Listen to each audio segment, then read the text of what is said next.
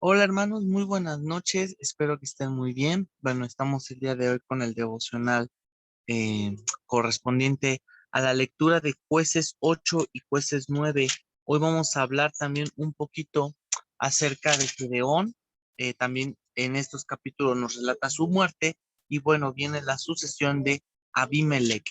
Y el día de hoy quiero hablar o lo que me llama la atención o de lo que me gustaría tratar alrededor de este devocional es justamente hablar sobre el liderazgo de estos dos personajes, ver qué relaciones tienen estos dos personajes o qué los diferenció. Y más que nada es como un contraste, quiero hacer un contraste entre estos dos personajes. Y bueno, para ello quiero que me acompañes a la lectura de Jueces 8, Jueces capítulo 8, versículos 22, mm, 22 al 26. Sí, sí, 22 al 26. Y dice la palabra, dice así. Y los israelitas dijeron a Gedeón, sé nuestro Señor tú y tu hijo y tu nieto para que nos has librado de mano de Madián. Mas Gedeón respondió, no seré señor sobre vosotros, ni mi hijo os señorará, Jehová señorará sobre vosotros. Y les dijo Gedeón, quiero haceres una petición, que cada uno me dé los arcillos de su botín, pues traía arcillos de oro porque eran ismaelitas. Ellos respondieron, de buena gana te los daremos. Y teniendo un manto echó allí cada uno de los arcillos de su botín. Y fue el peso de los arcillos de oro que él pidió, 1700 siclos de oro sin las planchas y joyeles, y vestidos de púrpura que traían los reyes de Madián, y sin los collares que traían sus camellos al cuello. Ok, aquí lo que quiero rescatar respecto a esta lectura es justamente notar en este punto, notar la sencillez y sobre cómo Gedeón había comprendido cuál era la voluntad de Dios respecto a cómo Dios estaba trabajando en el pueblo o cómo Dios estaba gobernando en el pueblo para que cómo Dios estaba gobernando en el pueblo a través de los llamados jueces del pueblo de Israel. Fíjate la propuesta que le hicieron en el versículo 22. Los israelitas le dijeron a Gedeón, sé nuestro Señor tú y tu hijo y tu nieto, para que nos has librado de mano de Madián. Es decir, el humano, o bueno, en ese tiempo los israelitas vieron un resultado a raíz del trabajo de Gedeón. Entonces dijeron, oye, hiciste un gran trabajo con Madián, nos derrotaste al pueblo de Madián. Entonces nosotros queremos o nosotros lo que buscamos es que justamente nos gobiernes para siempre. Y lo que querían hacer era preservar el linaje de Gedeón, o conforme Gedeón había derrotado a los madianitas. Pero aquí hay un gran conflicto, que es lo que ocurre, y esto nos muestra muchas veces a nosotros. Aquí el pueblo de Israel estaba viendo o estaba teniendo su evidencia o estaba poniendo o le estaba atribuyendo la victoria a Gedeón cuando verdaderamente la victoria no era de Gedeón. La victoria Gedeón no la había ocasionado. Y Gedeón fue humilde en reconocerlo, porque justamente le respondió en el versículo 23, no seré señor sobre vosotros, ni mi hijo señorará, Jehová señorará sobre vosotros. ¿Qué quiere decir esto? ¿Qué nos está enseñando? Nos está mostrando la sencillez de Gedeón de que yo no lo hice, quien lo hizo fue Dios. Y eso muchas veces, y ese es un rasgo bien importante dentro de las características o dentro de las cualidades de un líder. Punto número uno, para ti que tienes un liderazgo en la iglesia, no tienes que atribuirte los logros o el gran desempeño que haces, porque no podemos descansar en lo que nosotros hacemos. Ahora tú dirás, yo no soy líder, pero sí soy congregante, ¿qué crees? Pues entonces aplica la del pueblo de Israel. No eleves o no pongas una alta estima, por así decirlo, a un siervo del Señor, o no pongas y digas, todo esto lo ha logrado fulanito, porque ciertamente la obra de quién es, del Señor. Quien hace los medios y quien trae personas es el Señor. Quien salva personas es el Señor. Entonces, no pierdas ese enfoque de vista porque fíjate lo que ocurre y fíjate lo que ocurre aquí en la lectura. ¿Qué es lo que pasa cuando nosotros nos vanagloriamos acerca de nuestros propios éxitos o vemos lo que nosotros hemos trabajado y echamos mano de ello? O nosotros como congregantes vemos al líder o vemos a los líderes de la iglesia y conforme los vemos, también podemos hacerles su tropezar, podemos hacer nosotros mismos al, al tratar o al admirar de una gran manera a un siervo, los podemos hacer caer. Entonces tenemos que tener una actitud muy sabia, tanto como líderes, pero también como congregantes de una iglesia. Fíjate el versículo 27 y el 28, lo que te hablo de este tropiezo. Y Gedeón hizo de ellos un efod de todo lo que le habían dado, el cual hizo guardar en su ciudad de Ofra. Y todo Israel se prostituyó tras de ese efod en aquel lugar y fue tropezadero a Gedeón y a su casa. Así que subyugado media delante de los hijos de Israel y nunca más volvió a levantar cabeza. Y reposó la tierra 40 años en los días de Gedeón.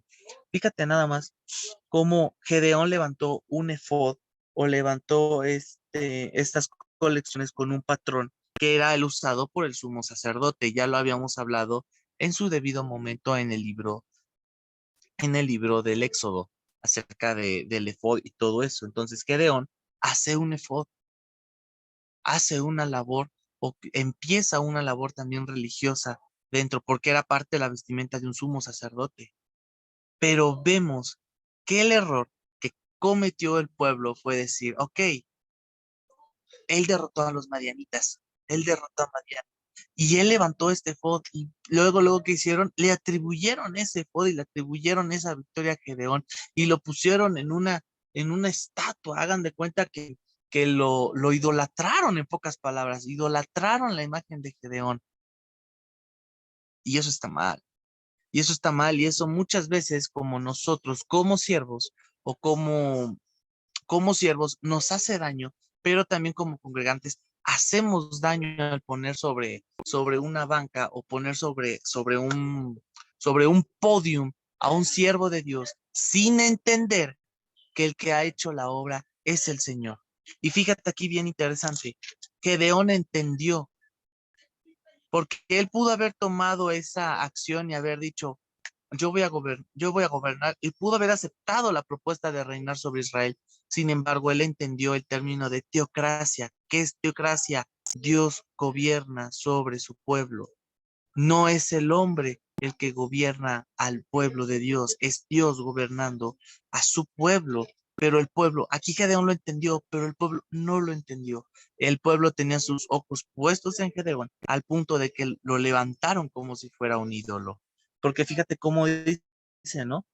Todo Israel se prostituyó tras de ese en aquel lugar y fue tropezadero a Gedeón y a su casa. Es decir, la imagen de Gedeón o lo que Gedeón iba haciendo y lo que Gedeón estaba haciendo bien, se manchó gracias a la del pueblo. Entonces, nosotros como iglesia tenemos que tener mucho cuidado sobre cuál es la estima o sobre qué lugar le damos a nuestros siervos. Tampoco estoy diciendo hay que tratarlos con la punta de pie, no hay que quererlos, no hay que agradecer a veces por la palabra o por la exhortación que nos dan. No estoy diciendo eso. Simplemente el punto de ya verlo por encima de mí y verlo ya como como muchos lo exigen, ¿no? El ungido. Ya estamos cayendo en pecado, ya estamos inclusive haciendo que él mismo pierda el piso, y ese es uno de los grandes peligros para los líderes. Cuando el líder se empieza a creer de que él ha hecho todo o él empieza a descansar en sus logros, es cuando grandes siervos de Dios han perdido el suelo y la caída es dura. Aquí Gedeón es quien lo puede amplificar, porque dice que fue un tropezadero para él y todavía para su casa. Y cuando refiere casa es para su descendencia. Y aquí también, al siguiente capítulo, vamos a encontrar también acerca de este personaje de Abimelech, un personaje que sin lugar a dudas tenía carisma. Era un personaje que tenía carisma con el pueblo, pero su manera de querer el poder o su manera de llegar al poder jamás fue la más correcta. Él ocupó la frase de Maquiavelo que decía que el fin justifica los medios. Él llevó a cabo su fin al punto de que contrató a una gran cantidad de hombres bárbaros para que mataran al resto de sus hermanos y él fuera el que ascendiera. Entonces, aquí notamos de que pudo haber tenido carisma y pudo haber aplicado eh, todos sus artilugios humanos y pudo haber echado mano, porque sí, él se echó mano de su obra como humano, que pues contrató a hombres para matar a sus hermanos para él ser el único en ascender.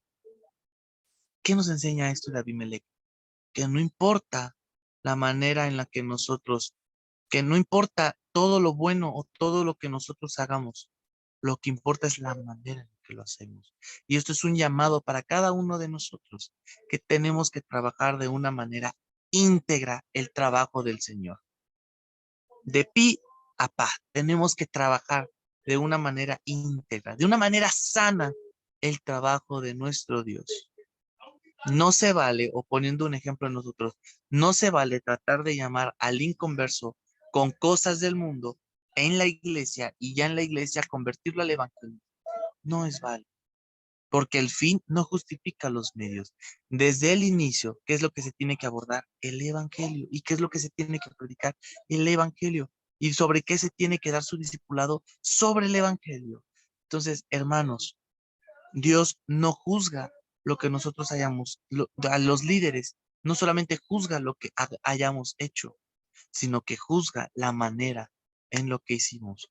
Cuando lleguemos, no va a importar el carisma, no va a importar que también me aceptaron, va a importar lo que hice, pero más importante que lo que hice, va a importar cómo lo hice. Entonces, hermanos, hagamos de nuestro servicio de Dios una manera íntegra. Trabajemos para nuestro Dios de una manera completa. Trabajemos de una manera a nuestro Dios de una manera santa, como lo es digno de su carácter. Amén. Entonces, quiero que te quedes con eso, mi hermano. Y bueno, damos gracias a Dios por la lectura de su palabra. Que Dios te bendiga, te mando un fuerte abrazo. Y bueno, estamos para servirte para lo que requieras. Saludos.